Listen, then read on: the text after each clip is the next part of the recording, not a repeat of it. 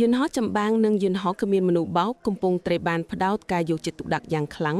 អំឡុងពិព័រណ៍ពាណិជ្ជកម្មឧស្សាហកម្មអាកាសចរនិងការពារជាតិដ៏ធំបំផុតថ្នាក់អាស៊ីដែលរៀបចំធ្វើនៅប្រទេសសិង្ហបុរី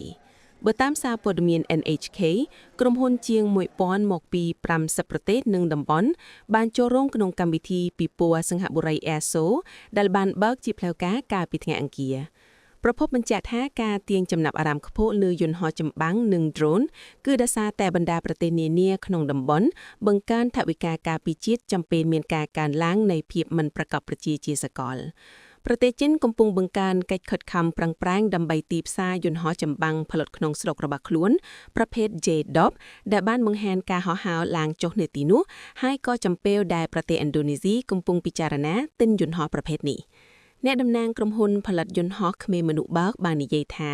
drone របស់ពួកគេក៏កំពុងទាក់ទាញការចាប់អារម្មណ៍ខ្លាំងខណៈដែលមន្ត្រីរដ្ឋាភិបាលមកពីតំបន់អាស៊ីអាគ្នេយ៍អ៊ុយក្រែននិងតំបន់ផ្សេងទៀតបានតាក់ទងមកក្រុមហ៊ុនទាំងនេះទីភ្នាក់ងារបច្ចេកវិទ្យានិងភូតវិទ្យាជប៉ុន Acquisition បានបង្កើតស្តង់មួយដើម្បីជួយក្រុមហ៊ុនក្នុងស្រុកលក់បច្ចេកវិទ្យាតាក់ទងនឹងវិស័យការពារជាតិទៅក្រៅប្រទេសផងដែរ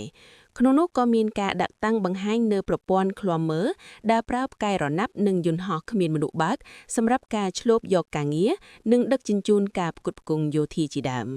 ប្រព័ន្ធកាប៊ីនយន្តហោះដើរដោយថាមពល AI ដែលបង្កើតឡើងដោយក្រុមហ៊ុនការពារជាតិមានមូលដ្ឋាននៅប្រទេសសិង្ហបុរីក៏កំពុងទាក់ទាញការចាប់អារម្មណ៍ខ្ពស់ដោយសារតែប្រព័ន្ធនេះវិភាគបរិយាកាសជុំវិញដើម្បីជួយអ្នកបើកបរលើការរុករក